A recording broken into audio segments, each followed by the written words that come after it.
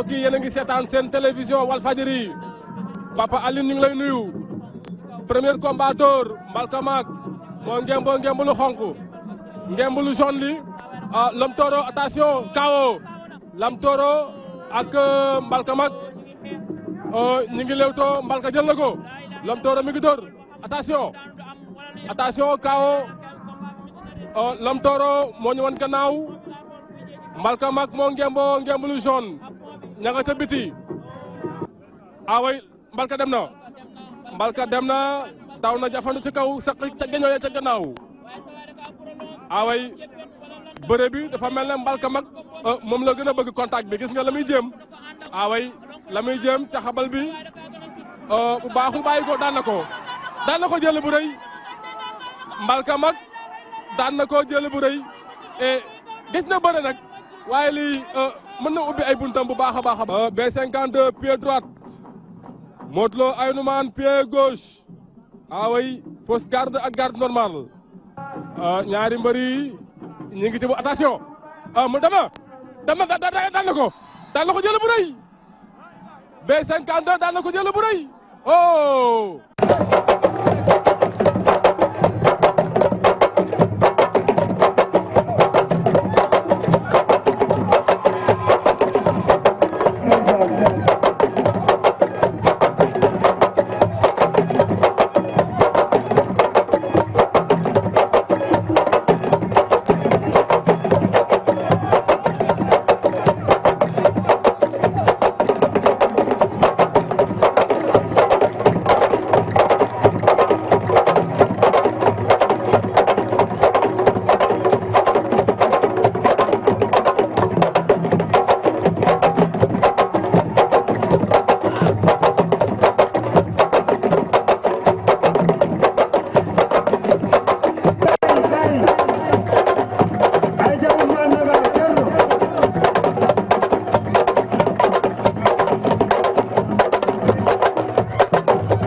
Sali gis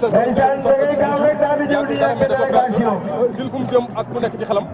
waaw Jules def Sali ma joxoon combat su ma bëre parce que mooy jabaru promoteur bi retourné suñu entraînement xam na lamb mooy ñëw na ak délégation di jégal suñu supporter ak suñu fans yëpp.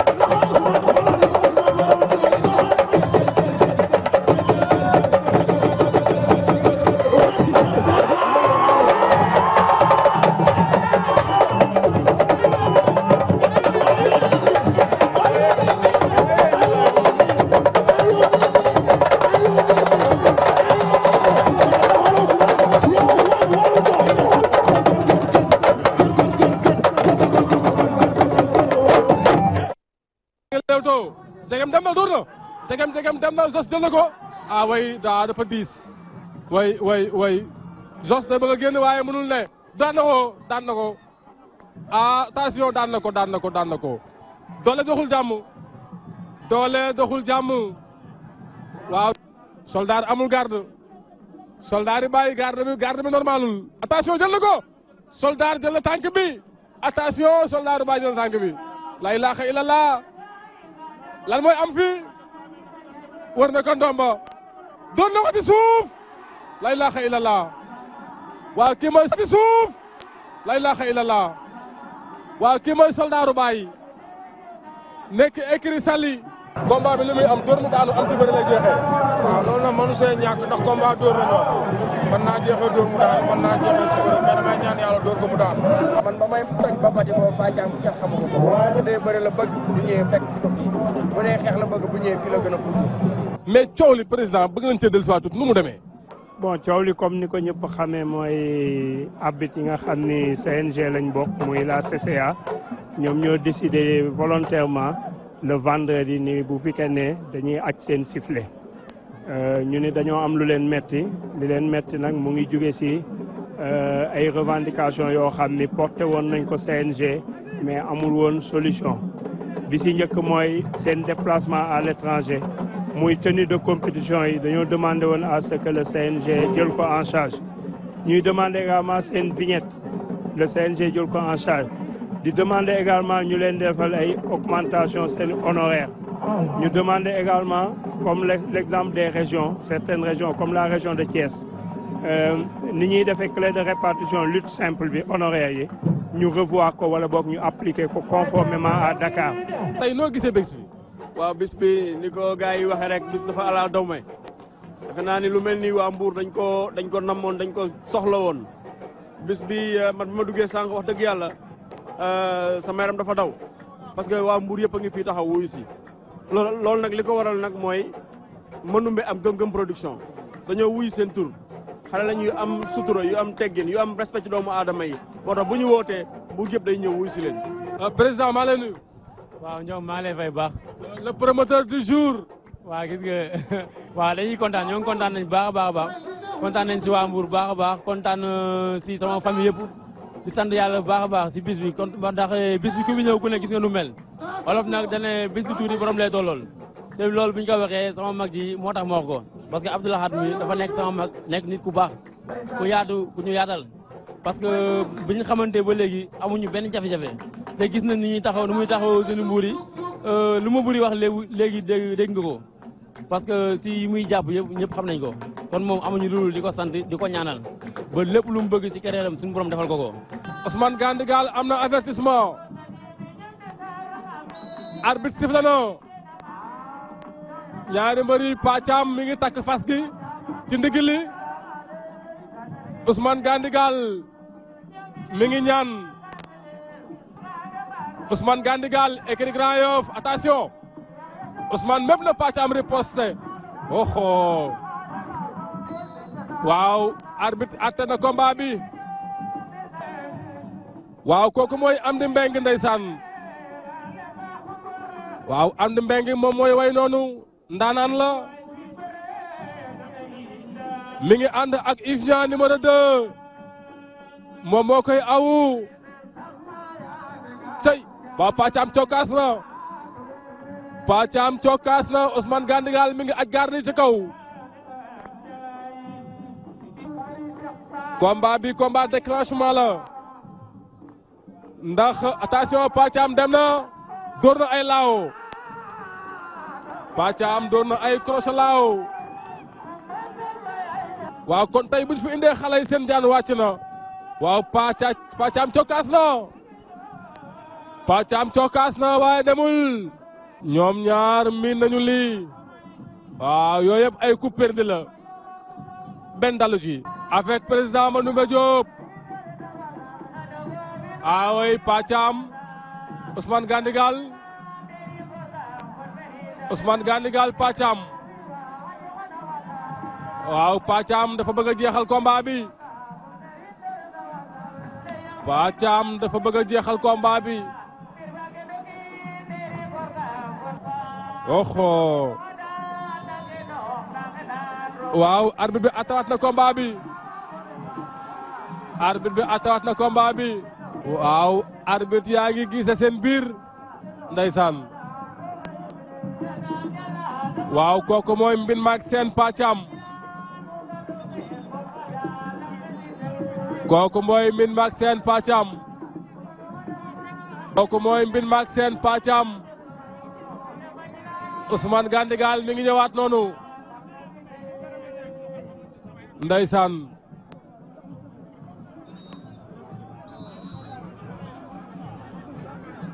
mais li baaxul match nul jërëjëf Pape Samb gis nga combat bi ni mu déroulé diggante Ousmane Gandigal écurie Grand Yoff ak Pathiam combat la boo xam ne combat amateur la woon combat bi gis nga ni mu déroulé Pathiam ñu ne action yi mu def moo ëpp ñu ne Gandigal dafa garder boppam loolu nag dama ci jugé arbitre yaa ngi fi ñoom ñooy décider ne nañ combat bi.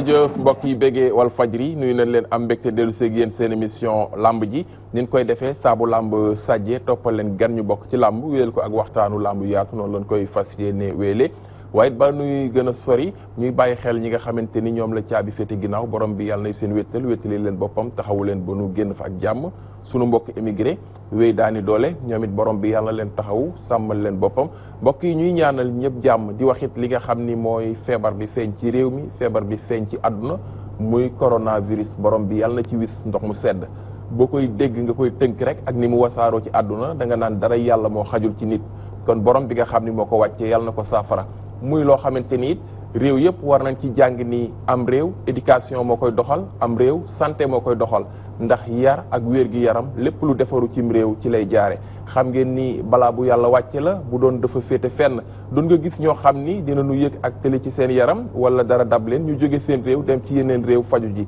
doon nga gis ndaw yoo xam ne dañuy ne ci seen réew duñ fa bëgg dara bu leen këyit yombee ñu bëgg a dem ci yeneen réew fii jamono toll nag ku ne gis nga yaa ngi tiitaroo réew mi nga am ànd ak say doomi réew di xeex kon borom bi am saafara mën ko saafara yàlla na ci sotti ndox mu sedd guy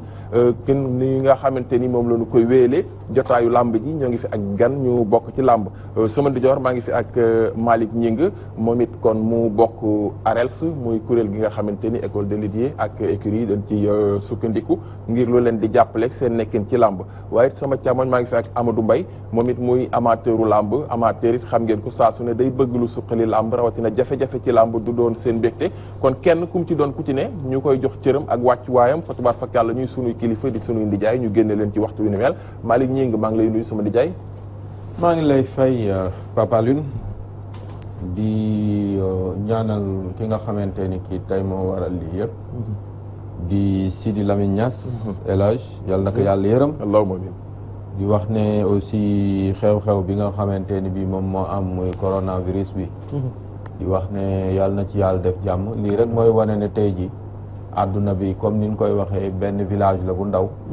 ndaxte lu xew ci réew rek mën na xew feneen waa axlu làmb yëpp nag maa ngi leen di nuyu téléspectateurs yi di wax ne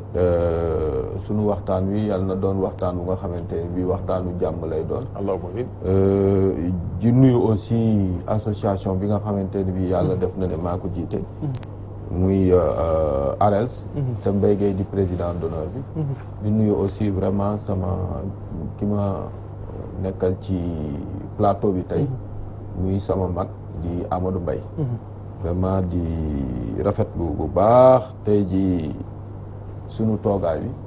parce que war nañ mën a waxtaan vraiment ci jàmm war nañ mën a waxtaan ci jàmm ponk yu am solo la Amadou Mbaye maa ngi lay nuyu sama ndijaay. maa ngi lay fay Papa Lune di nuyu axlu lamb yëpp di ñaanal comme ni ko Malick waxee suñu ay way dawlu yëpp ñu jiitu yàlla yërëm leen xare leen àjjana te pandémie bii am ci adduna bi te am nu mu feeñ ci suñu réew mi yàlla fajal ñu ko ba mu nekk souvenir maa ngi sant aussi di gërëm ñëpp waa axlu lamb maa ngi wax ne man dama ñëw fii pour représenter les amateurs authentiques de lutte. amateurs waaw. loolu laa fi toogee. fii jàkkaarlool koo xam ni sama rakk la muy Malick Gningue.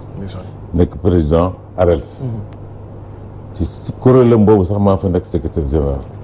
mais tooguma fii pour loolu. moom mooy représenté fii ARELS man maay secrétaire général. mais dama ñëw fii toog tey. pour représenter les amateurs authentiques de lutte concernant les problèmes yi am ci làmb ji maa ngi nuyu aussi les téléspectateurs yi ñuy seetaan ñëpp di nuyu aussi di ko nuyu aussi di ko encore di ko joxaat cëram parce que kuy wax xam ko ci wax dëgg xam ko ci gëm aussi li may def. am na solo. voilà loolu laa ko mën a seet. nuyoo bi am na solo seede yi rafet na waaye it ñu ñëw xuus ci làmb soo koy door li nga xam ni mooy waxtaan wi xam ngeen ni démb tàkkusaanu làmb am na ak Baol production fi nga xam ni mooy arène nationale waaye tàkkusaanu làmb am na ak Mouniang production fi nga xam ni mooy stade bu Bargny loolu it bu ci kanamee dinañ ci ñëw yaatalal leen ko tey jii làmb waroon na am waaye làmb ji bër na ni xew-xew ak daje yu bëri bëre ci réew mi li ko waral kon muy jàngoro ji nga xam ni feeñ na fi muy coronavirus muy dogal bu tukkee ci chef de l'État Macky Sall ñëpp kon gis ni dogal la boo xam ni ñëw na ci waxtoom ñëw na fi nu ko doon xaare waaye ba tey man li ma ciy jàngat maa ngi gis ñu bare ngi génn ay bataaxal di féliciter Macky Sall ci dogal bu ni mel ñoom it kon loolu rafet na waaye waroon nanoo mën a kon defoon jàngat yoo xam ne dañ koy ñaan mu jël dogal bu ni mel ginnaaw mooy kilifa gi te moo ko yor coronavirus nag feebar la yàlla na ko yàlla saafara bu ci kenn wut tur bu ko kenn mbubboo waay na ñëpp jooloo ñu def te yàlla rek tax boole xol yi fóot jàngoro ji mu jóge fi loolu mooy doon njëriñu Sénégal mbokk yi ginnaaw loolu tey nag li nuy waxtaanee dina bokk ci dinañ dellu siwaat ci làmb ak ay jafe-jafeem ak li fi xew ci ginnaaw muy loo xamante ni VAR xam ngeen ko VAR dafa bari loo xam ni mi ngi koy doxee ci jamono tàggat yaram it mu am ci doole lool làmb ji ñu yàgg ko cee sàkku yàgg ko cee laaj bëgg VAR ñëw ci arbitrage bi boobu ba tey amuñu ko tombeek jafe-jafe yi fi ñu toll jóge ci arbitre yi ba tax na sax Walfadjri yi indil leen ci seen biir émission làmb ji xët moo xam ni VAR la tudd VAR nag dina am ñoo xam ni li nu waxoon dina ci dellu si combat yi am ni tiis dinañ ci ñëw jàngatu làmb yi dinañ ci dugg mais it VAR kon ci émission làmb ji ak Walf TV fi mu ñuy njëkk a dugal mooy assise làmb arène nationale ñu xool nañ fa daje woon soog a ñëw ci jotaay bi mbokk yi.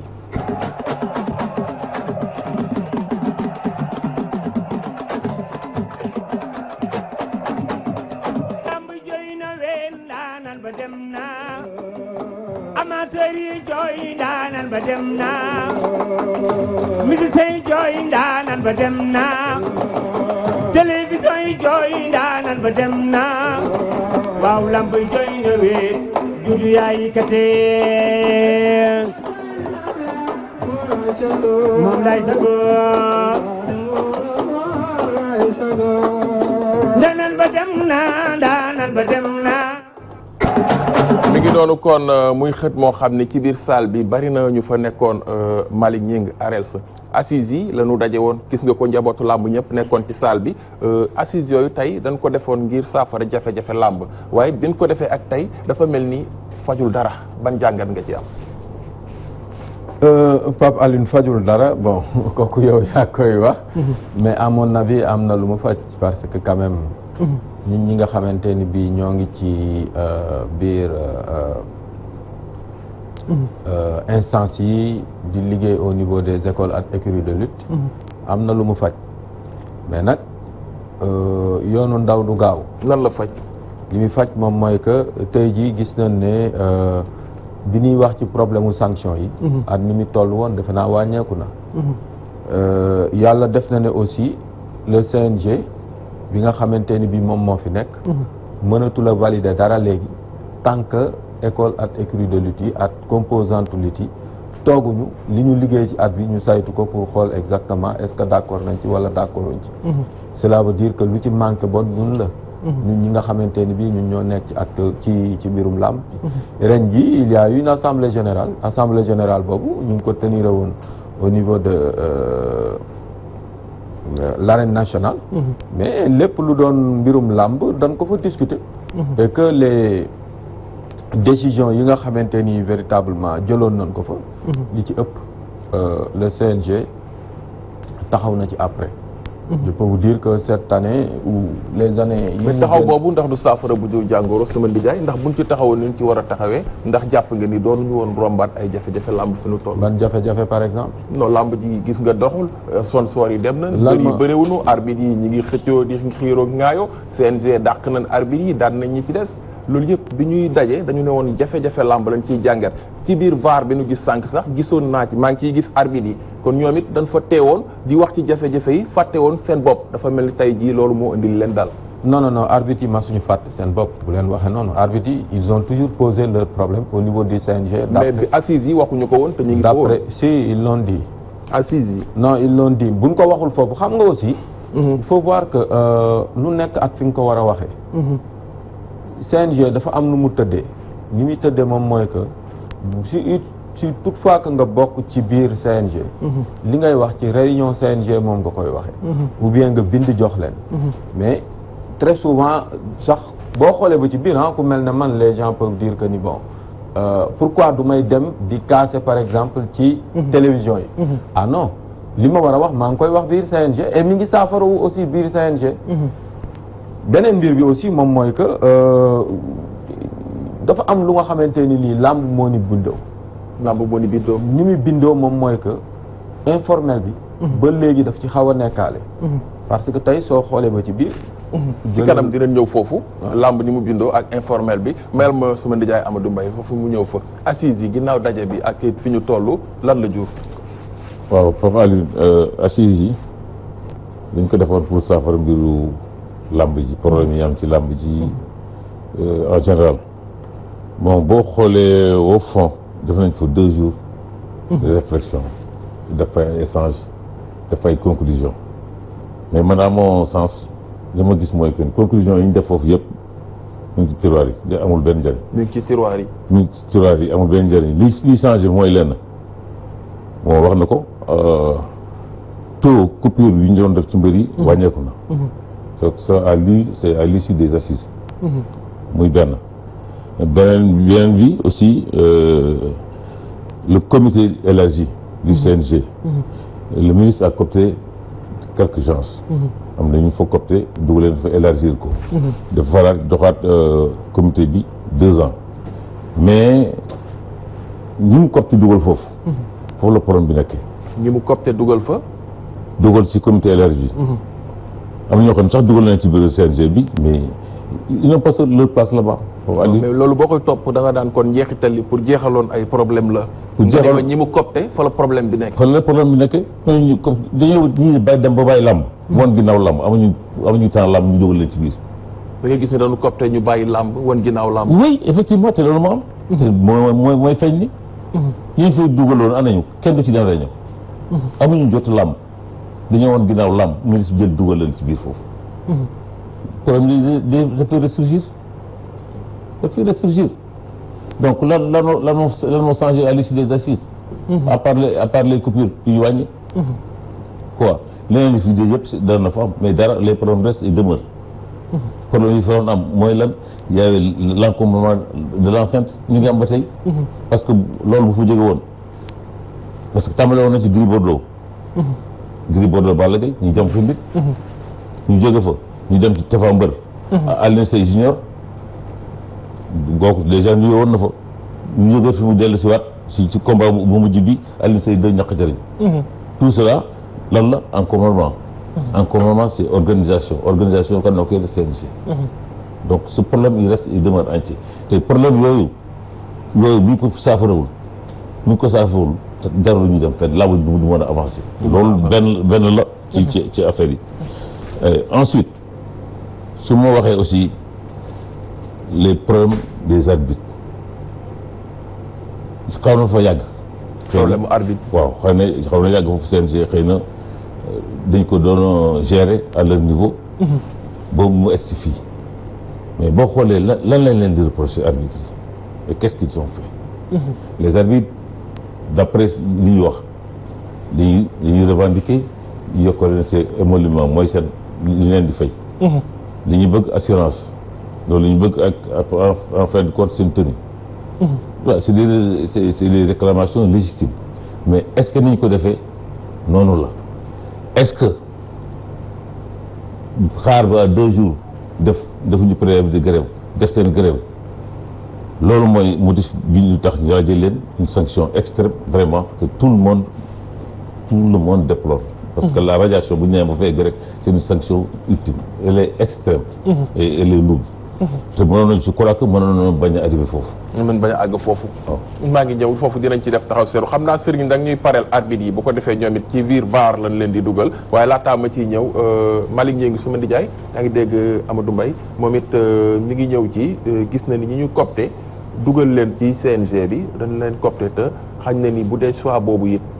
jàll na des na mënoon na fee mën a gën ndax am na ci ñoo xam ni lii seen cër ak seen wareef fi làmb toll jëfeewuñ ko ci tey ñu jël leen dugal leen fa ban jàngat nga ci am. waaw mais xam nga aussi le ministre dès le départ sax même ñun bi muy def ces concertations j'avoue que jotuñu sax gis ñun ñi nga xamante ni ñi tey ji ñun ñoo nekk ci écurie yi ça posait problème et je crois que dama koy wax très souvent on a tout le temps demandé une audience malheureusement amuñu ko et ça c'était pour que ñu xamal ko ne ko que ci ñi CNG di war di liggéey am na ci ñu nga xamante ni effectivement comme ni ko Amadou waxee seen place nekk na ci biir comité directeur élargi bi mais malheureusement bon xam nga parfois aussi ñi koy wër ñoom ñooy doon ñu nga xamante ni ñi léeg-léeg li ñu koy wax ak la réalité du doon benn et que Sénégal toujours dañuy travailler ci nit maanaam turu nit alors que nit ki effectivement comme ni mu waxee mën na bañ a am jot am na ci ñu nga xamante ni ñi man je vois mal par exemple nga ñu copte ay nit yu nga xamante ni dimanche ou samedi dafay jot lamb am kenn du leen fa gis. kenn du leen gis loolu. keroog maa ngi koy wax daf ci am ñoo xam ne su ministre bi di ñëw doguma la ci la ñuy ñëw gunge ko. wala boo leen gisee nga xam ne ministre bi alors dina ñëw tey. que boo jëlee par exemple tey ji ñun au départ ci biir comité élargi bi on était 4. ñoom les armateurs ils étaient 2. cette fois-ci pratiquement je peux dire que ñun benn nit rek moom moo fa nekk muy man. benn nit ngeen am. te loolu moo doon aider un peu le bureau du CNG à ce que mu am ay orientation effectivement yu am solo. mais terewul man du ma d'accord ci vraiment les choses n'ont pas changé bu fekkente ni bii waa ji li muy liggéey yow yaa koy valider. en fin d'année il est tout à fait normal que su fekkente ni bii léegi ay manquement am na. mais dootul doonati le CNG mais ñun aussi on a une part de responsabilité ci biir bu ma nee ñun ñëpp la. tey jii làmb dafa toll fu nga xamante ni fii wax nga ko léegi am na côté bu nga xamante ni bii peut-être boo nee doxul ok doxul muy par exemple sponsors yi ñi ñu war a mën a ñëwee ba nga xamante ni bii dañuy am véritablement ay làmbu mbër yu mag. mais làmb ji bi ngi dox. mi ngi dox mi ngi dox. wax ma ban samedi wala ban dimanche moo fi nekk te amul làmb. kon yow ni làmb ji doxe dal na sa xel. non nga gis ni ëllëgu làmb. ni mu mel baax na. actuellement nii au moins ñoo ngi promoteurs yi ñu ngi travailler pour dem vers ay espoir yu baax. tey jii doo génn samedi arène nationale amul làmb Bargny amul làmb les régions amuñu làmb. chaque presque dans la ci biir week-end bi. je peux dire que boo xoolee ba ci biir lutte avec frappe gaa yaa ngi bëre. lutte sans frappe gaa yaa ngi bëre. lenn rek moom moo des moom mooy nag kii yi quoi nu ngi koy waxatee waay affiche yu mag yi. affiche yu mag yi man je crois que là aussi je dirais comme ni ma ko waxee man du ma jël 32 milliards. def ko ci benn arène te du ma accompagner lamb ji. normalement l'État dafa war aussi accompagner la lutte. bu ko accompagner aussi moi je crois que les promoteurs yiy jël aussi ñu doon ñu nga xamante ni ñi suñ demee bay tëgg làmb mais événement la que booy def événementiel dafa am noo koy defee loolu doo xëy rek ne waaw damay boole diw ak diw déedéet da nga war a dem seeti ji ku ci am xam-xam ñu ci war a mën a def dara ñu def ko ci waxoon naa ko fii aussi keroog boo xoolee ba ci biir aussi sponsors yi anañu sponsors yi attention kii Pape aussi. sponsors yi ñi ngi ci télévision yi. bu fekkente ni bii télé yi seen bopp ñoom ni ma ko waxee woon keroog dimanche ba samedi ñi ngi tëgg làmb di ci am ay sponsors. mais en fin de compte sponsor visibilité la bëgg bu fekkente ni bii mën na ko am à moindre coût ci télévision bi moom moo ko gënal. loolu aussi il va falloir que njàngat la. loolu beneen jàngat la sama nijaay mais ponk boobu ñu tëj ci rek ma ñëw ci sama nijaay Amadou Mbaye sa gis-gis làmb ji mi ngi dox ngeen jaboote école de lutte ak écurie yi kon yow ni nga gisee làmb ji dal na seen xel ak it gis nga ni xale yi ngeen yor ëllëg li yoon wu baax la pour njariñi ci. non seulement am na ci côté bu nga xamante ni bii mi ngi dox am na côté bu nga xamante ni bii mi ngi sooxe. aujourd'hui ci li sooxe moom mooy la bonne concertation la bonne communication. parce que je l'ai dit bon bëgguma dévoiler quoi li nga xamante ni lii véritablement parfois dañ koy wax ci biir CNG mais il est important que le grand public xam exactement lan moom mooy mbir mi xam nga les gens parlent de da ngay gis par exemple ñu ne la le CNG a travaillé pratiquement avec 200 millions mais est-ce que xam ngeen ne 275 millions yëpp xam nga lan la. c'est tout juste reliquat bu ñuy jël dugal ko ci nu ñu koy waxatee yóbbu ko CNG pour CNG joxaat ko mbër yi. pratiquement bu ma la joxee par exemple licence yi. ça va tourner aux environs de 1 million et quelques. ce qui veut dire que li CNG di fonctionner ak li muy def nga xamante ni bii tey jii bu nu waree yóbbu équipe nationale et tout ça là yooyu yëpp du mat sax presque à peine ay 15-20 millions. ce qui veut dire que quelque part li ci des moom mooy la bonne communication bi nga xamante ni bii aujourd'hui le bureau du CNG daf ko war a def. et je leur ai proposé seen wàccuwaay sama ndijaay yi ne CNG ñoom nag communication dañuy xaw a gis ni dañ koo xaw a jox cëram donte ay jàng nan ay borom xam-xam ñoo fa toog. mais ni ñuy communiquer day des mooy jàngat bi leen ñëpp di reprocher et puis tamit ku def communication xaw leen critiquer tuuti. mais dañuy sanctionner. mais Alioune damay d'accord ak yow ci benn affaire.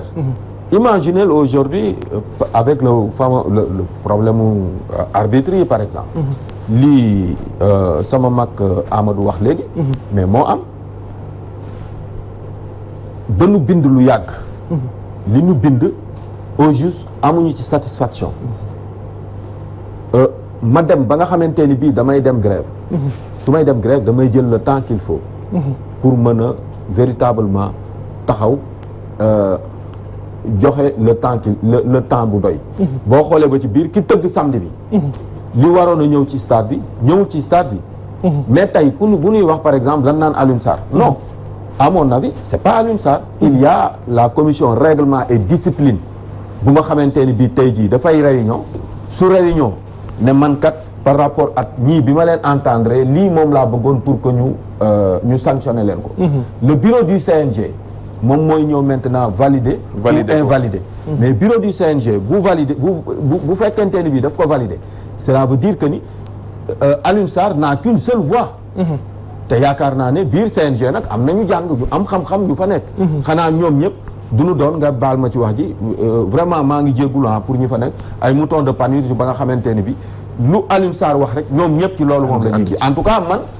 comité directeur bi ma bokk. Alioune Sarr dina taxaw wax ma ne ko fi nga laal ni je ne suis pas d'accord et on revient véritablement ci li nga xamante ni lii ñun moom la ñu wax. au départ may ma au départ il y avait des choses yu nga xamante ni tey jii ñun ci la ñu amee beaucoup de choses. da daan ñëw ne ñun du ñu xeexal bërki dem rek ñu wax benn mbir mu ne non c'est à vous de vous lever de vous battre. ma ne ko c'est à vous de gérer la lutte. si nous voyons benn mbir bu nga xamante ni bii doxul. dan la koy wax pour yow nga saafara ko mais à la fin da nga koy saafara. bu ne yow du moom en tant que président. mais c'est le bureau du CNG. c'est le bureau du CNG benn jàngat la dañ koy saafara Amadou Mbaye amateur lamb ji ni muy doxee ndax amateur yi bëgg nañ ci ak it ndax dal na xelu amateur yi ni seen jarbaate ji ginnaaw war nañ cee mën a jariñu ak ni muy doxee. non Pape Alioune boo waxee que lamb ji dox na bon on peut dire c'est relatif parce que combat yu ndaw yi mi ngi am chaque week-end ñu ngi bëre. chaque week-end am na combat lutte avec frappe ou lutte sans frappe. en fait bu fekkee loolu la ñuy wax dox na mais en fait lamb bu ñu ci wax aussi am na sensationnel lu ko indi mooy événementiel. événementiel bu manqué ci lamb rek dafa mel ni am na du manqué am na benn saveur bu ci des. te loolu fi mu nekk nii on est en manque de ça. c'est dû à quoi benn wax nañu affaire sponsor yi. je suis d'accord. parce que événementiel boo koy def je l'ai toujours dit un événementiel boo koy def. da nga koy préparer. da ngay dem xool les spécialistes en marketing. ñu defal la un dossier confectionner la un dossier en bonne et due forme ñu jël ko dem proposer ko aux sociétés partenaires ñu étudier ko adapté ko en conseil d'administration. mais doo toog wër télévision yi wër rajo yi. di wax ak site d'information yi non ñun Sénégal nañu jàpp ci làmb ji nañu dimbale ñëw nañ def ni kenn du ñëw. bañ ko waxee naan ministre bi da ciy jóg ma ne ministre mënu ci dara. ministre mënu ci dara parce que ministre bi commande wul les sociétés les multinationales la commande wul leen. ñoom dañu am seen conseil d'administration buy réunir chaque année di décider. sur leur bilan sur la communication bi ñu war a am. mais boo xoolee aussi les compagnies de téléphonie là yi fi nekkoon bu ñu defee un retrait tuuti boo xoolee def mu ne man ni dañoo atteindre seen objectif. dañoo atteindre seen objectif. dañuy atteindre seen objectif moo tax ñu taxaw. d'ailleurs nga baal ma foofu grand frère benn mbir daf ci am. dañu attaqué lamb ji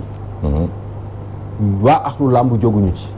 quand Cheikh Yérim Seck disait que làmb ji jaru ko ñu ciy jël alal di ci def boobu moom mi ngi doon xëcc pour dugal ko ci série waaw benn série série boobu nga xamante ne bii moom la bëggoon a kii on n'avait pas des gens préparés ay promoteurs préparés pour le contrer waa axlu làmb bu ma nee axlu làmb mooy yow nii di ci def émission keneen ku ciy def mais on a laissé Cheikh Yérim Seck loolu déroulé ba nga xamante ni bii ki ci ëppoon solo ci suñuy sponsor muy Orange et autres fan lan mujjee mais ci foofu moom la ñu dem tey jii moi je crois que dafa jot bu nee doxul ci loolu moom la ñu war a attaquer on doit arriver à bien professionnaliser jublu nag ci lu nga xamante ni lii bii yoon ne loolu ñi ko dénk ñu war ko doxal lan moo ci seen responsabilité non xam nga ki nga xamante ni kii dafa ñëw par exemple seen responsabilité ñoom ñooy gérer quand on gère il faut prévoir mais ki nga xamante ni kii nag dafa nga baal ma Amadou parce que je vous ai coupé quoi waaw mi ngi ñëw nga baal ma mais vraiment dama bëggoon a argumenter parce que ça me tient à cœur quoi xam nga tey ça doit commencer par la base moi j'ai vu benn écurie bu nga xamante ni bii bërki démb une télévision dafa ñëw war a jël du télé sax kii la quoi mooy réseaux sociaux yi dafa ñëw war a jël par exemple mbërëm bi mu ñëwee mu ne ko man sama écurie dafa am sponsor boo koy jël da nga koy jëlaaleeg sama sponsoru écurie mu ne non du ma ko defee noonu mu ne ko génnal sama saal waaye dafa génn saalam bis bu président yi ak écurie yi demee ba nga xamante ni bii dañuy taxawaayu professionnel je dis pas que seulement ñoom dañ ciy am mais axlu làmb yëpp moo ciy am tey dafa laaj le travail après cette saison là saison bii ñu nekk nii bu jeexee le CNG li ñu war a travailler moom mooy dajale waa axlu làmb yëpp dajale waa axlu làmb yëpp yéen da ngeen ciy bokk ñun les responsables des écoles ak écuries de lutte dañ ciy bokk mais les amateurs bu ñu dajaloo ndax du mel ni daje bi woon ci assises yi non ça doit être beaucoup plus professionnel dañ ko war a xam nga waaw Mumbaay yóbbootuñu fenn tey diagnostic bu dëgër moom mooy yóbbu fi nga xamante ni fi affiche yooyu ñu wax sensation bi muy wax ni c'est vrai lamb jaa ngi dox xam nga ñan la doxal ñi nga xamante ni ñi gëm nañ ko mais population bi nga xamante ni bi tey jii dañu bëggoon tey le combat royal mais dafa war a doon lu nga xamante ni li affaire u état la war a doon leeral bi am na solo may ko mu ñëw foofu ñu soog a ñëw ci combat yi waaw fi nga toll woon waaw léegi bon dama bëgg a ñëwaat sax si par exemple ça veut dire que Malick li mu wax boo dégloo li mu wax bu baax da nga xam ni kon assises yi jariñu dara parce que dañoo war a toogaat wax loolu laa ubbee woon nanguma gisuma njariñ non en fait xam ñëw na ci wax na ba ñëw si moom ñëwal na ci bopp waaw ñëwal na ci boppam dañu war a toog ak lu làmb yëpp dañu war a toog def un diagnostic plus profond des problèmes de la lutte c'est ça la réalité man la ma jaaxal le ministre des sports je ne parle pas du CNG moi le ministre des sports le ministre des sports Matar Ba en personne c'est lui qui a mis le CNG en place c'est lui qui a adapté les textes du CNG le fonctionnement les statuts et tout c'est lui le ministre Matar Ba si ça ne fonctionne pas c'est pas le CNG moi je dis que le CNG n'a rien fait parce que CNG li leen wax ñu koy doxal ni leen ko waxee da nga gis ne li doxul du CNG ci c'est pas le CNG c'est pas le CNG li texte ni leen waxal ñu koy doxal xëy na mu neex la wala moom naqari la mais boo xoolee au fond mais texte yi ñu yore ñu ngi koy doxal ñu ngi koy doxal maintenant il faut amener des réformes profondes sur ça ces réformes profondes là c'est au niveau ministériel de prendre des décisions et moi je vois que ce ministre là n'est pas compétent pour faire ça c'est le ministre là qui doit dégager c'est pas le CNG. Ah bon? Oui. Moi je suis moi je suis catégorique parce que pourquoi parce que non je vais revenir non moi je dis la vérité. Le ministre là des sports là on chante de gauche à droite partout par des laudateurs fu nekk ñu ngi wax di wax. ban sport la réussir. ñu fi nekkee ba tey. On n'est même pas capable d'avoir un terrain de football au standard international. mënuñu am benn stade bu fi nekkee ba tey ban domaine laa wax la réussir. Tout ça c'est des échecs répétés. il faut dire la vérité. affaire bi ci bañ a xañ bi la foofu la ci départ foofu la c'est le ministre là qui peut pas coacher le sport là c'est lui qui doit dégager ñu fi un autre ministre bu xam sport di liggéey sport def ay réformes profondes sport bi avancé c'est ça le problème gàggat boobu waaw Malick ñi ngi waaw mais ce que je voulais dire par là moom mooy que aussi man du ma ñëwaat ci li ma waxoon li ma wax moom mooy kii affaire baa ngi dox parce que tey affaire baa ngi dox est-ce que ñun ñoo ngi dox bu ma nee ñun moom mooy les écoles ak écuries de lutte les managers non quand je dis non attends c'est important parce que tey bu fekkente ni bii responsabilité yi ci ëpp jox nañ ko les écoles ak écuries de lutte et que ñoom jëluñu seeni responsabilité c'est pas la faute du ministre. arrêté nan ngeen di doxale ak non mais justement ngeen am non bariwul déjà sax bariwul moi je crois que sur 167 presque écuries aujourd'hui si nous sommes près entre 30 et maximum 40 ça veut dire que ça pose problème.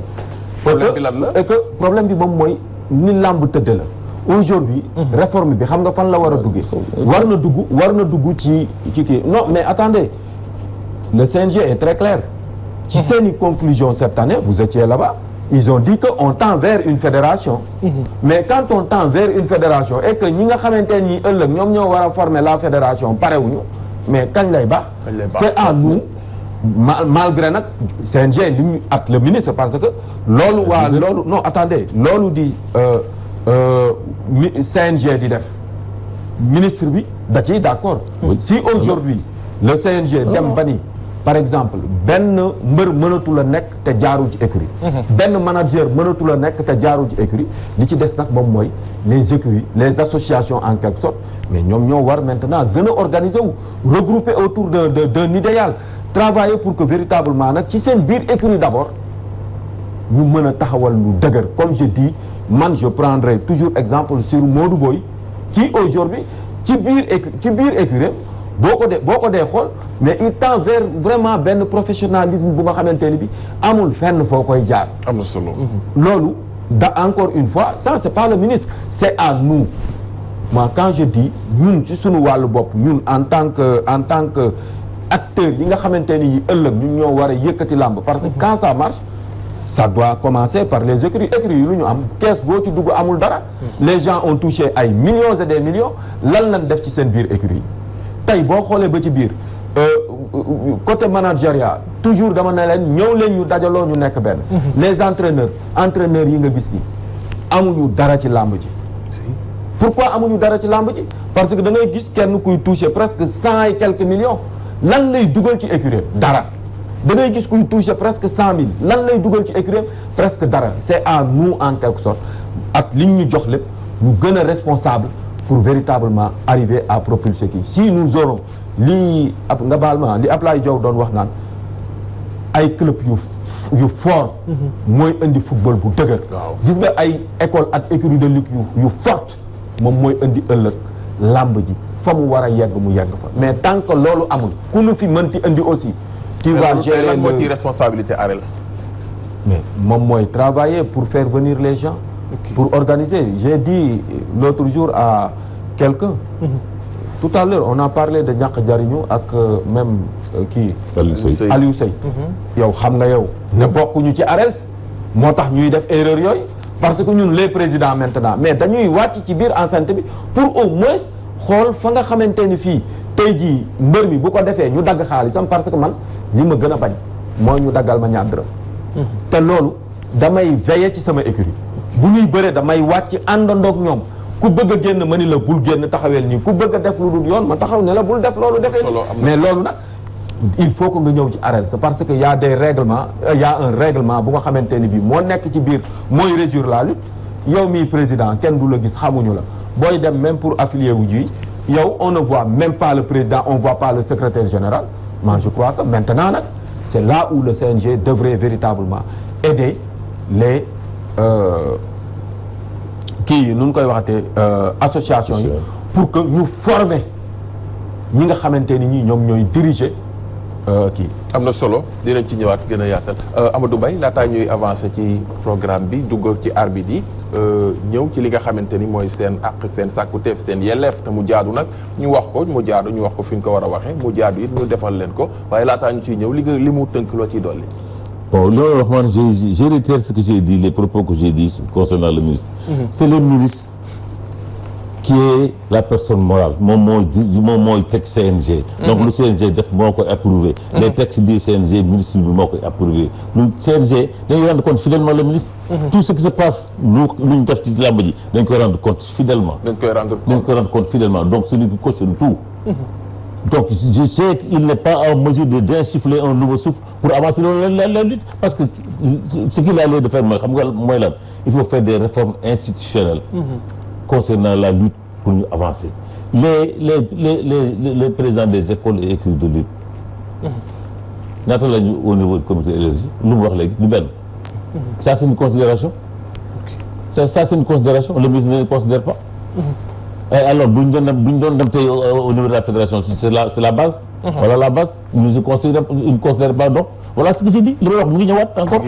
ñëwaat encore c'est le ministre tout cela c'est le ministre c'est pas CNG c'est pas qui il faut des réformes institutionnelles il faudrait de nouvelles réflexions yu ñu war a apporter dans la lutte pour changer le mode de fonctionnement du CNG le mode de fonctionnement de la lutte pour affaire am influence mu mën dem kanam. jàngat boobu solo la mais tant que c'est le ministre là c'est la ministre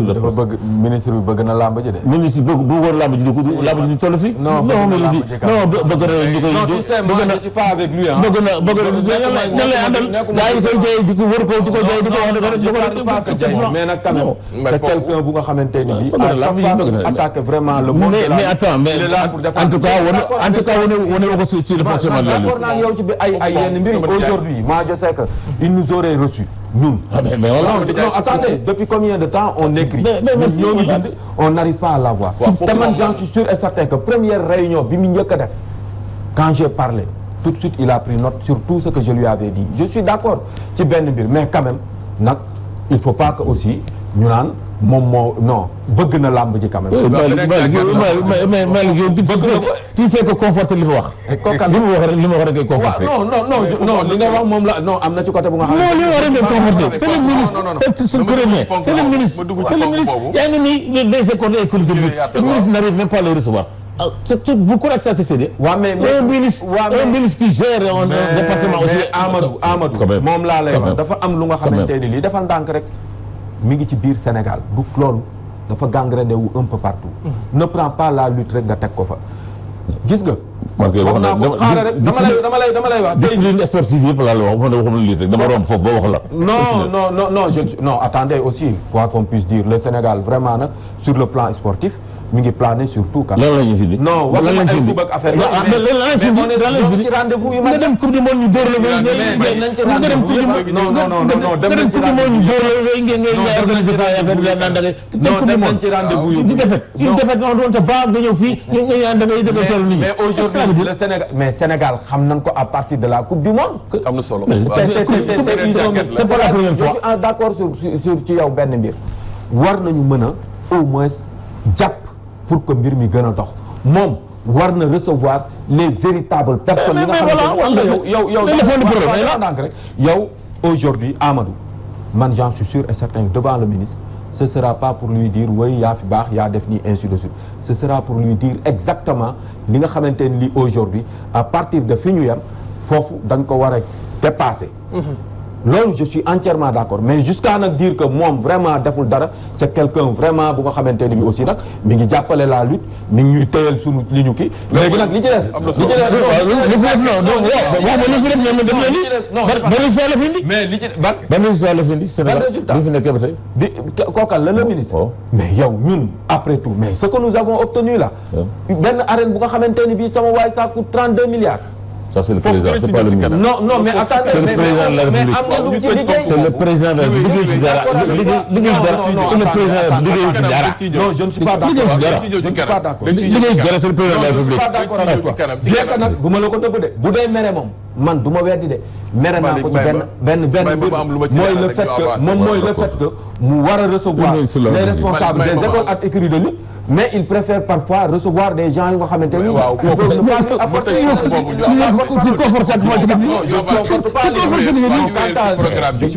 ko defee man li ma ciy dolli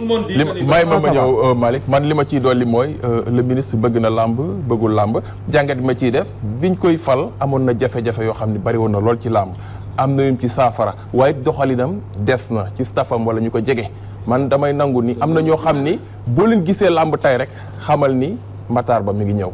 wala buy ñëw ci la ñuy ànd ak moom ñooñu jàpp naa ni bëgguñu làmb wala doxaluñu làmb bu ñuy dellu si ci jamono di dellu si ci taarix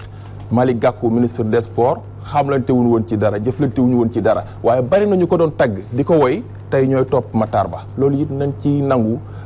àdduna pour mu dox nit ñi nañu gën a am gëm-gëm boo ànd ak nit mu reñee bu demee da ngay ànd ak moom nga xam ni bilaam ci nga bokk nga bàyyi leneen ñëw day doon beneen jàngeetu làmb nag bëgg na làmb bëggul làmb moo waral seetlu boobu VAR xët mi ci làmb ji Walf TV VAR ci seen émission làmb ji ñu xool arbitre yi li nu wax bu ko defee ñu tënk ko del si mbokk yi. di leen gërëm di leen sant ci seen teewaay fii di nuyu toute la presse d'une manière générale parce que ci soutien bi surtout ak di nuyu la population sénégalaise yi nga xam ne suba ba léegi ñu ngi ñuy woo di ñu won seen cofeel di ñu won ne ñu ngi suñu ginnaaw waaw ñun arbitre yi dañoo décider demoon en mouvement pour ce week-end pourquoi ñu def ko mooy dañu amoon loo xam ne daf ñu naqari woon ñu koy jooytu chaque année ñu jooytu ko mais ñu gis ne amul benn satisfaction te revendication yu normal la yoo xam ne d'une façon légère la sax boo xoolee loo xam ne koo ko wax ku nekk ci activité bu mel nii war na ci mun a taxaw parce que suñ demee bay laaj sécurité bi bu ñu koy wax mooy assurance parce que tey jii arbitre yi ngay gis ni amul kenn ku ci assuré te gis ngeen combat yi ni muy demee li ci mujj rek mooy combat bi passé bi amoon fii tojoon nga xam ne lu ne xajoon na ci te les arbitres tous les arbitres du Sénégal kenn assuré wu ci mu bokkoon loo xam ne ñun dañ koy kaas dañ ne du yoon ñu continuer di jël ay risques mais dañ toogoon di ko muñ naan xëy na déwén mu changé mais chaque fois bu ñu nee day changé ñu yóbbuwaat ñu ne xaar leen ba finalement duñ ci mën dara après saison bi jeex noonu te risque yi ñuy jël dafa énorme kenn xamul fan la affaire bi di ñëwee danger bi fan lay ñëwee beneen bi mooy honoraire u arbitre yi si domaine yëpp tey jii boo déggee ñu naan règlement bi am Dakar moo war a am ci région yi mais effectivement loolu mooy yoon mais tey jii application bi am Dakar amul ci région yi 70% yi ñu wax si bëre simple arbitre yi dañu war a am 70% wu mise bi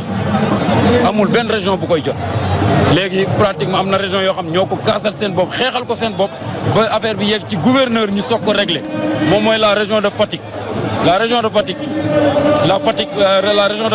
ñoom Fatick ville effectivement ñoom ñoo ko kaas ba am ko léegi loolu ñu toog fii ñun arbitre yi di ko ñax ñu toog wax CNG ne ñun loolu bu ñu sañoon mu changé CNG defu ci dara parce que dafa ne munul yokk honoraire arbitre yi parce que honoraire arbitre yi ma fàttali leen encore une fois ñun combat yi li ci ëpp boo jëlee 90% au combat yi les arbitres perçoivent 52 500 5 arbitres ñooy recevoir 52 500 lan moo tax parce que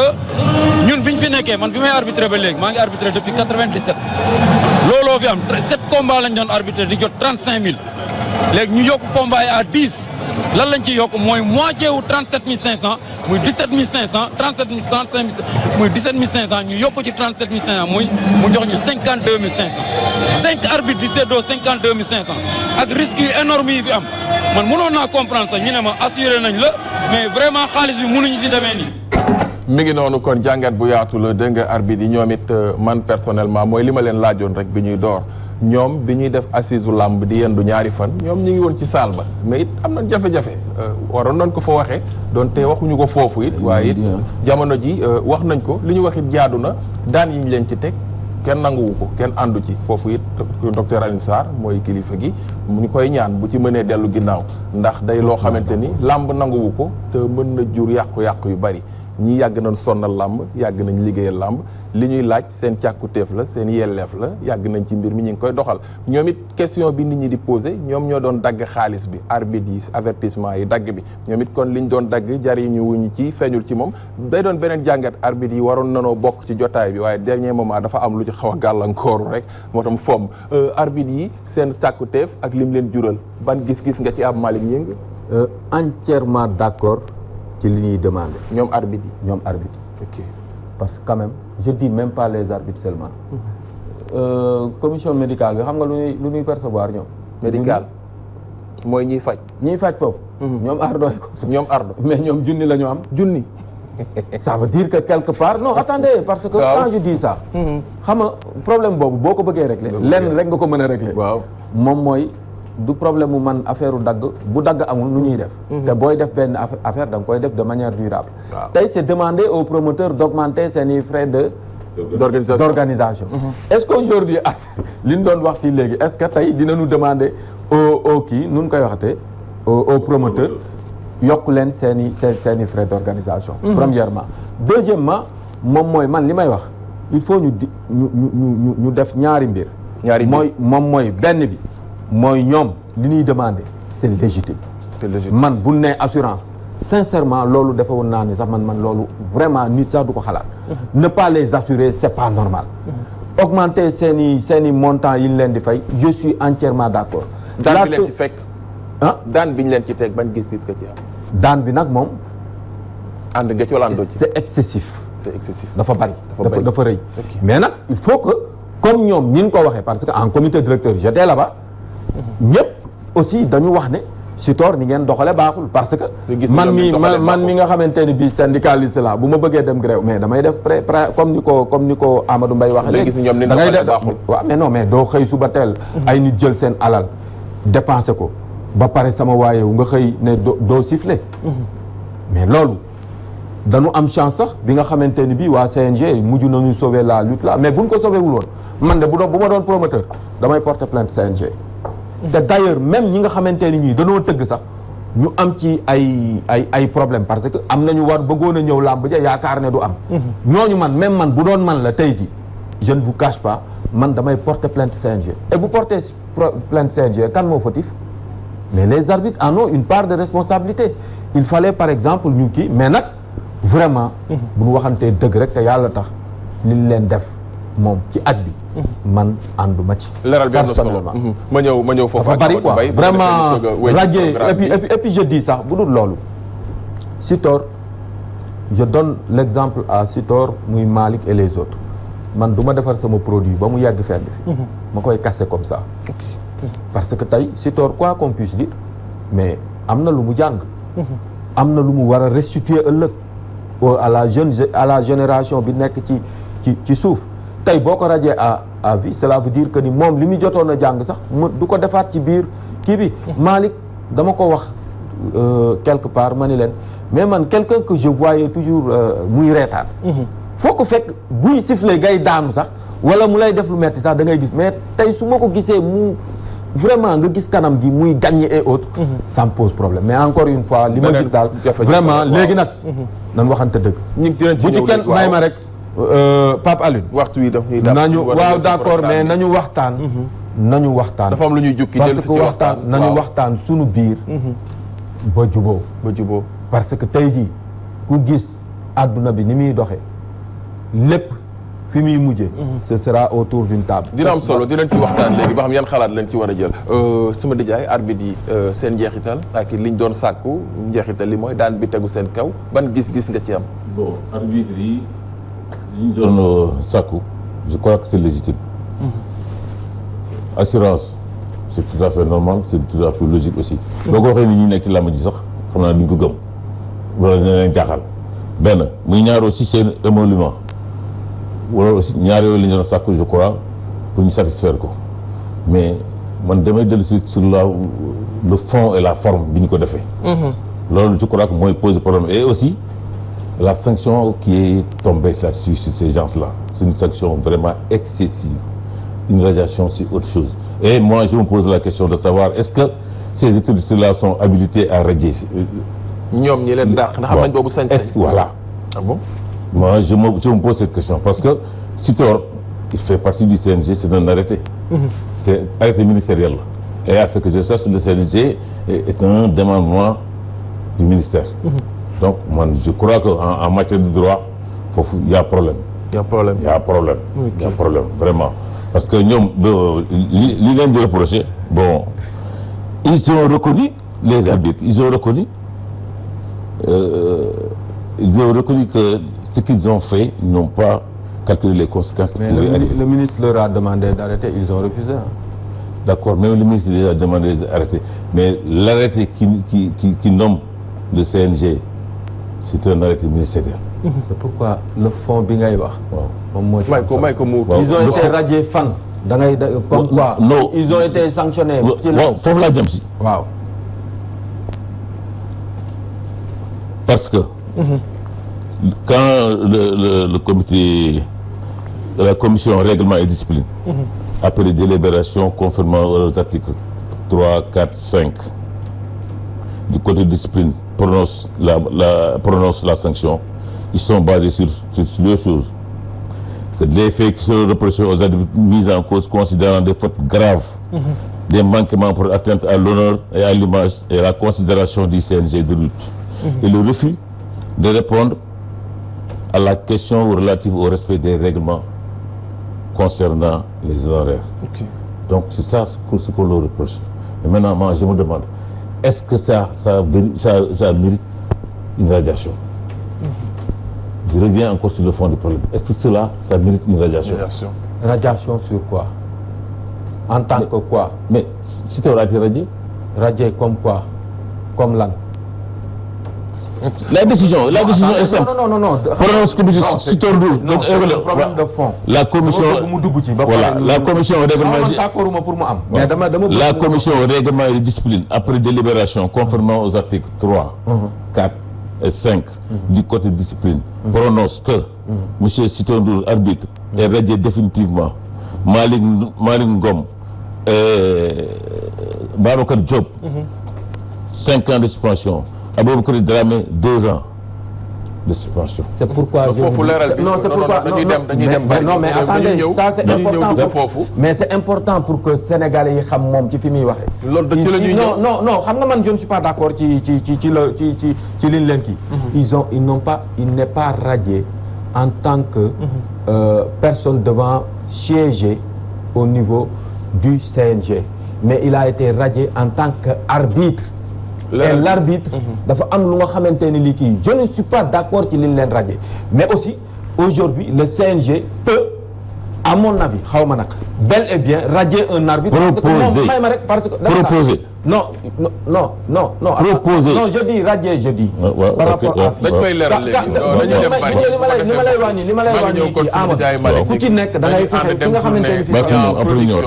production bu ko defee bu ñu ñëwee ñu leeral moom it ñu xool tàkkusaan gi nga xam ni tëgg na ko fa Bawol production ñoom it tëggoon combat diggante Fourrière ak Bébé Diène te njeexital la ki nga xam ne mooy Bébé Diène am ndam ci kaw Fourrière ñu ànd ak waa Régie Serigne Aline Keita ak Amdi Farefa naka noonu Alaaji Saliou Bey moom it saa su ne muy fare ci réalisation émission bi ñu koy bàyyi xel bu baax a baax Pape Samba ci caméra bi kon dañuy ànd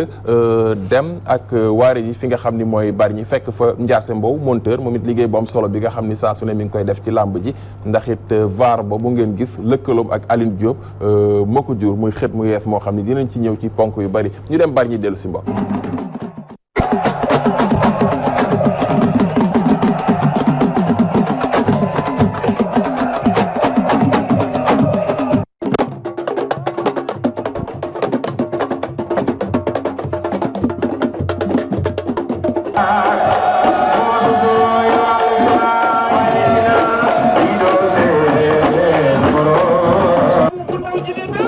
bu lébu gi moo yor ngemb lu weex Boy Diola yor ngemb lu xonk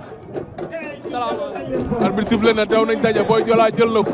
Boy Diola jël na ko Boy Diola Boy Diola jël na Picos yanu arbitre nee na njaax am na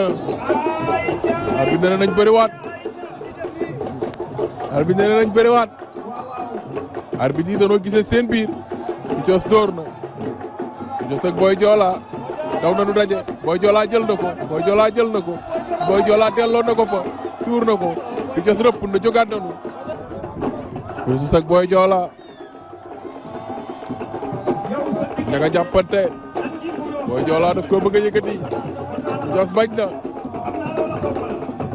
Boy Diola daf ko bëgg a yëkkati Picos bañ Picos ak Boy Diola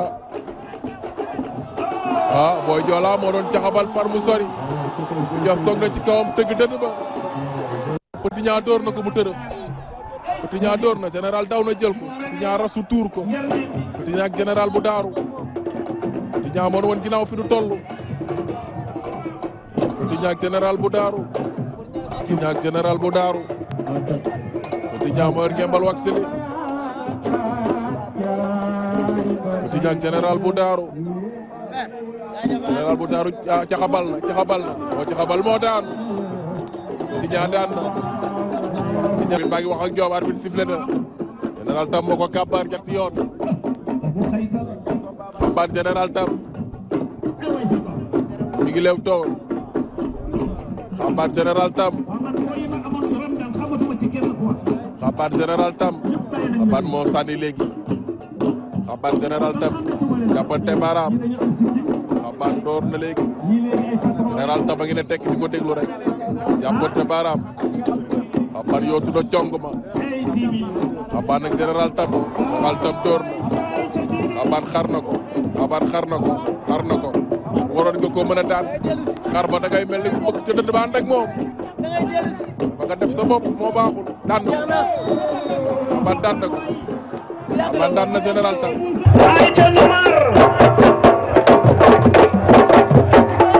allo daana gën a neex allo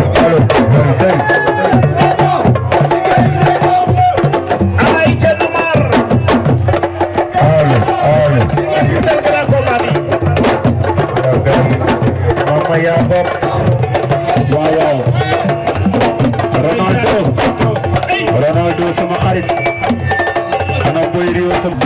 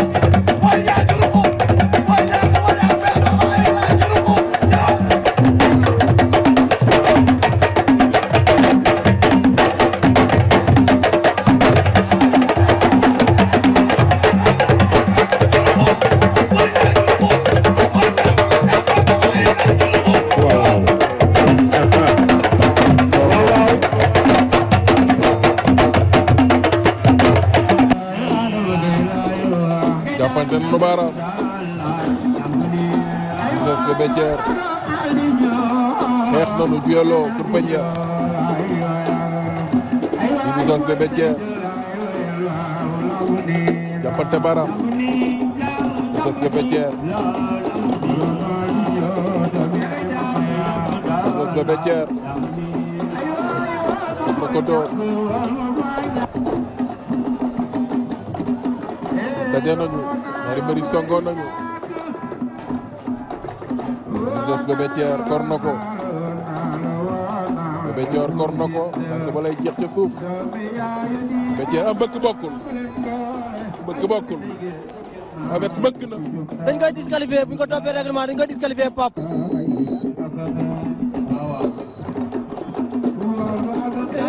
combat ba jeex na foo mbëkk bokkul ci règlement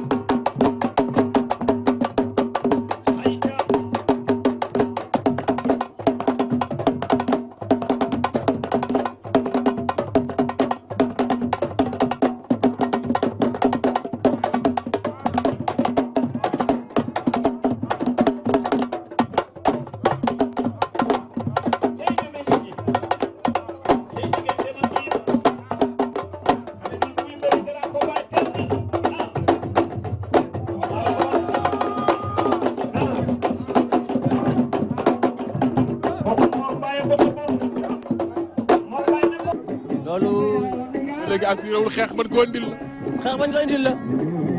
nga takk nañ ko daw sukk. takk na ko. takk na war nañ ko domba. dañ kaa war na mu dëpp. fi ñu toll nii ñu xool lu si am. ndaraan mu ngi hypercule. ñu koy hypercule koy buret mu génn ñaari xay arbitre sifflé na ñu bëgg a xam lan la arbitre di joxe camion Baba jeex na daraan gi daan na tey mu neex waaw Bébé Tapha Tine Thiatou Limousine daw na fekki ko Bébé Tapha Tine doon gauche droite Bébé Tapha Tine Thiatou Limousine daw na fa fekkiwaat ko Bébé Tapha Tine jàpp na ngem Thiatou Limousine ña nga jàppante Bébé Tapha Tine moon woon ginnaaw Thiatou Limousine lan jàkk ñaari mbëri ña nga jàppante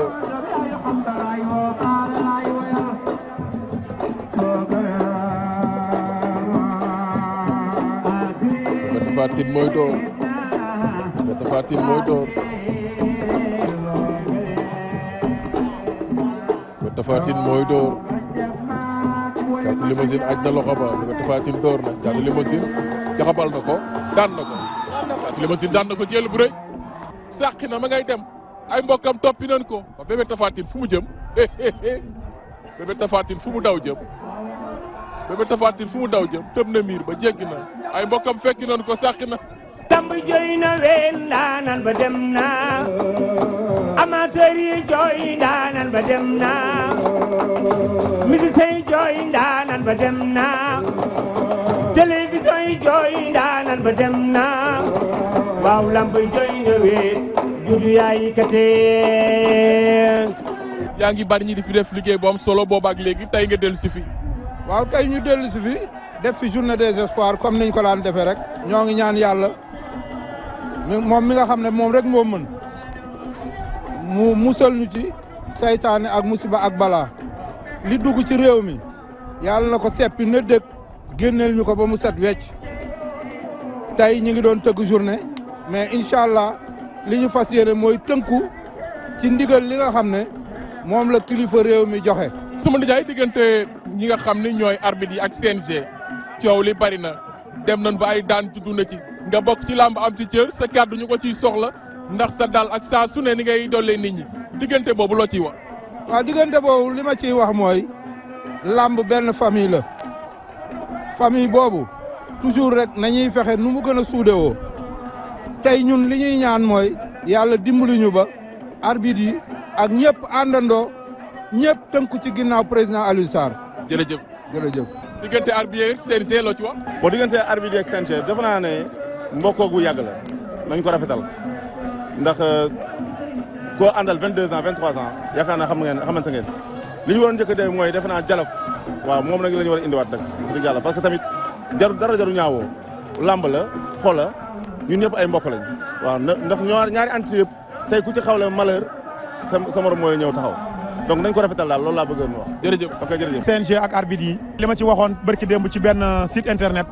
laa ci waxaat rek comme ñun njaboot lañu ñoo bokk ndey ñoo bokk baay nañu toog waxtaan bokk ndey bokk baay xam ne liggéey bi ñun ñëpp ñun ñoo ko bokk. CNG bi actuellement li may wax toujours rek mooy fi ñu toll ci làmb tey làmb soxlawul ay radiation ay dàq ay nit làmb soxlawul loolu làmb li mu soxla mooy ñu toog waxtaan xool lan moo war a tax tey jii mbër yu mag yi bëriwuñ lan moo tax sponsor yi dem loolu dëgg-dëgg tey Pape Aline moom mooy li làmb soxla tey. stade Bargny journée bu ñaa production combat spécial baa ngi noonu ñu ngi Leewtoo Hamza door na Numar bioloog moom Hamza rasu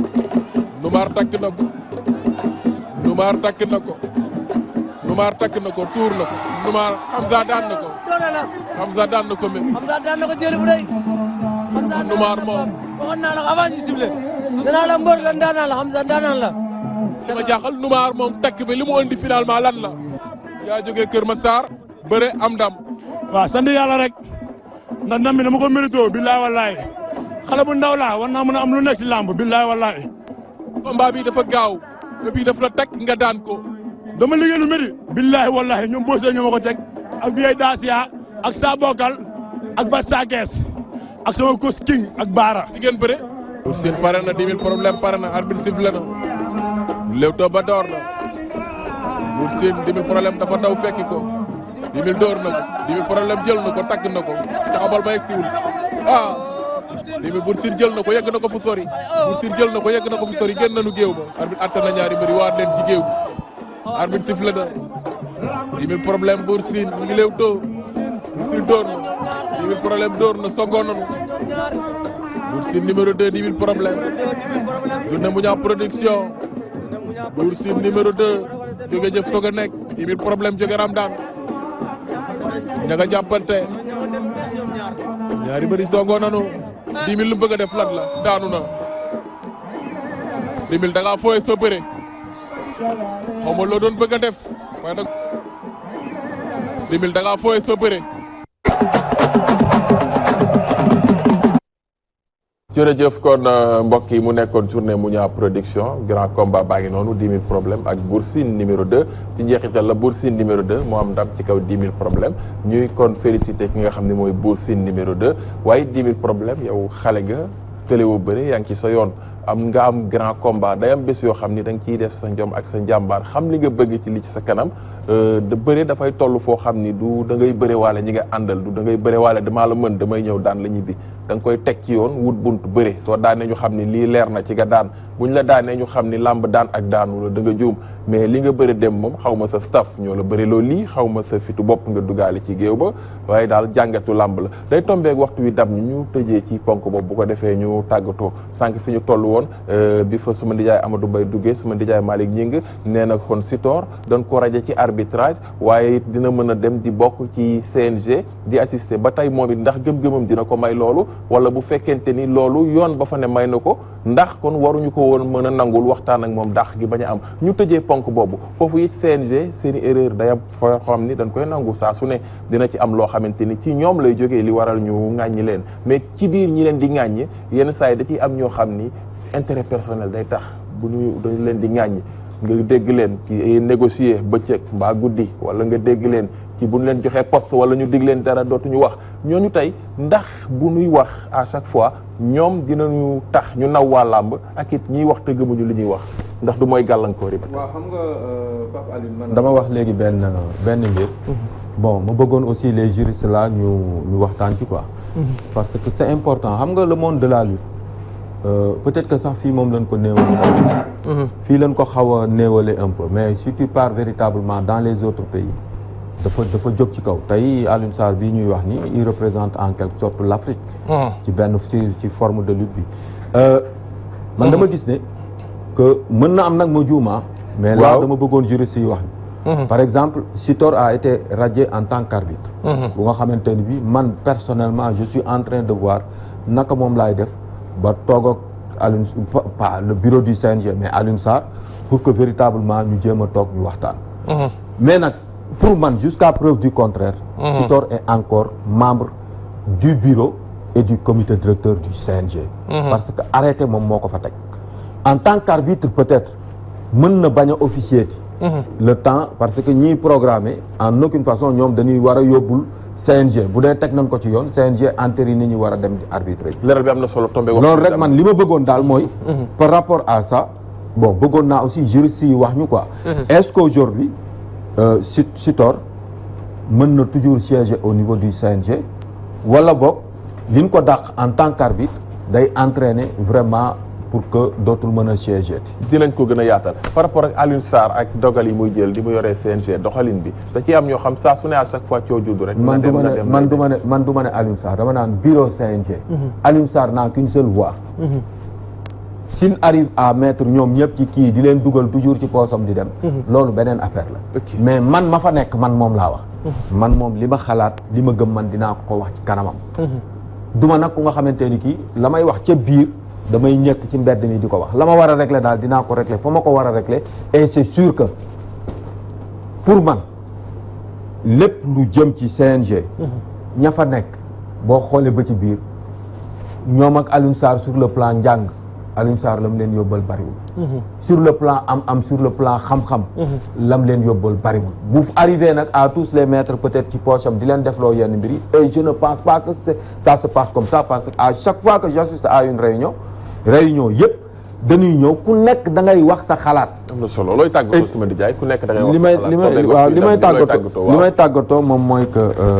vraiment cette fois-ci moom dama lay gërëm parce que may nga ñu assez de temps pour que véritablement ñu kii bon damay remercier ñi nga xamante ni ñii rek ñoom laa nekkal di jël loolu di ko teg ci loxo suñu président d'honneur Mbaye Gueye di remercier aussi vraiment képp ku nga xamante ni kii yaa ngi ci axlu làmb muy les entraîneurs muy les managers muy amateurs yi muy waykat yi muy lutteurs yi ñoom ñëpp jot na nag ci jamono ji ñu toll nii man waxuma CNG buñ ko tegee ne le ba pare ñun ñi nga xamante ni ñi tey jii ñii fi nekk suñ fi nekkee dañoo war a ànd ñun suñ fi nekkulee ñun dañoo war a ànd ñu retrouver wu autour d'une table discuter pour véritablement propulser cette lutte là mu jëm ci kanam parce que loolu tant que defuñu ko sinon di sànnante ay pic ça ne servira à rien wax nga ko léegi moom mooy que da ngay gis benn nit bu kaas fa muy mujjee pratiquement buñ ko xamul am na luñ ci buñ ko kii bu ñu yaakaar mun nga xamuñu ko na nit ñi dans un premier temps ci monde de la lutte nit ñi xam li ñu yore lu mu doon jërëjëf nañu xam véritablement que la lutte sport national la lu mën a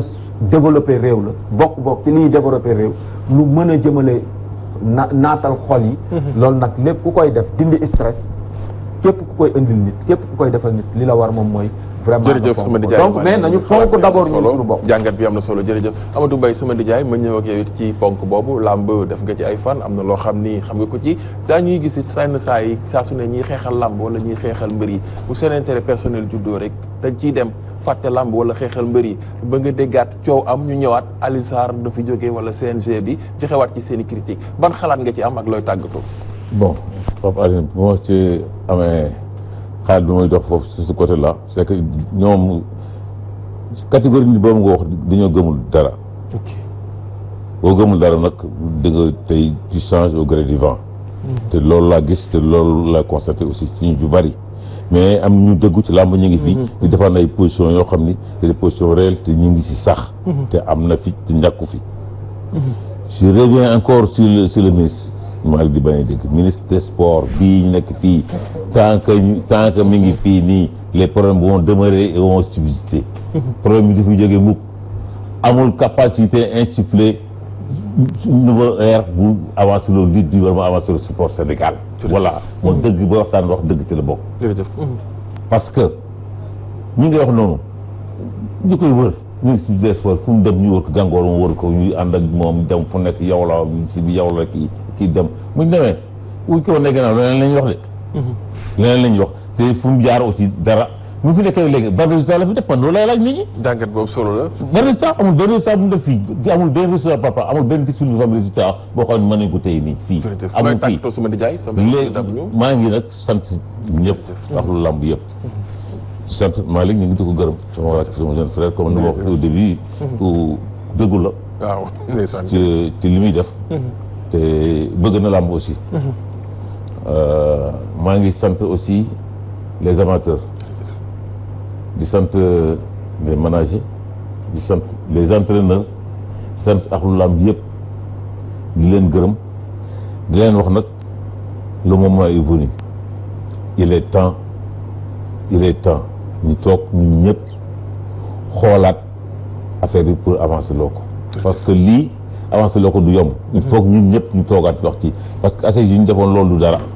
maa ngi sant nag di gërëm Pape Alioune. jërëjëf ñu ngi lay jaajëfal di sant waa kër gi di sant si technicien di sant si téléspectateurs yëpp. ñu dab sama dijaa vraiment. programme bi dafa war a wéy. merci jërëjëf. mais Pape Alioune dafa am lu nga xamante ni lii aussi il faut que ma wax ko quoi. je vois que wut animateur u làmb yëpp. et je prends à témoin vraiment Amadou. meloon na yow. ak yenn nit ñi non c'est important de le dire parce que quand même. xam nga tey ñii ngay def problème di am ngay woo les véritables acteurs de la lutte su fekkoonte ni bii noonu moom la demee woon fépp làmb ji dem na yoonam mais nañu bàyyi parce que dama ko wax bari ki démb ci benn mbir nga baal ma de dama ne man je n'ai jamais cherché à aller au niveau des radios parce que amaluma njariñ le travail se fait à la base et on continue mais gis naa ne à chaque fois que un problème sérieux am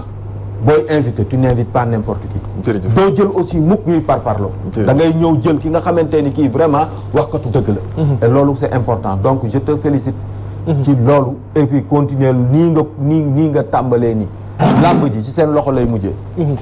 jërëjëf kon ñi ngi leen di jaajëfal sama ndijaay Malick Ñing jërëjëf sama ndijaay Amadou Mbaye ñoom it ñu leen jox seen cër ak seen wàccuwaay dañ ci bokk am ci cër saa su ne seen kàddu ñuy yëngu ci loo xam ni dafay defar am na it ay gan ñoo xamante ni bëggoon nañu àddu dugg ci téléphone bi wala joxe seen xalaat waxtu wi moo nu tënk ñu ciy beral nuyoo ko ci mel ni sunu ndijaay Fallou Diop Sakku xam-xam Aline Gueye ménager naka noonu Mbaye Bams ak it yeneen amateuru làmb yoo xam ni ñoom it am na leeral yu ñu doon bëgg ñu dugg ci waaye li ñuy waxtaanee moo xat ba nga xamante ni ponk yi bëri ak li doon topp ñu ngi leen ciy jéggalu loolu lépp dinañ ci gën a yaatal di jaajëfal nag ñi nu àndal ba mën leen indil seen émission lamb ji ndax jàppal goo dégg am na ku ci téye waaye it sunu frère muy Pape Malick Mbuub moom it ak waa Jaxaay gépp ñu koy ñaanal jàmm ndax am na bés bu mu dëgmal saa su ne di ci def jom ak njàmbaar kon yéene bi mu ci am yàlla na ko ci yàlla jàppale Serigne Aline Kayta fare régie ak Amdi Kayta Alaaji Saliou Bey fare ci réalisation bi ki nga xam ni mooy Ndiasse Mbow fare ci montage bi caméra Pape Samba ak Ibou Gueye mbokk yi ñoo ngi sant ñëpp di gërëm ñëpp borom bi nga xam ni moo mën fu dara newul mu def fa bu mu bari lool ni mu ko misaale ci giif bu mu jur guy ku ci ne yàlla na la yàlla defal lu ne mel ci say mbir jërë ngeen jëf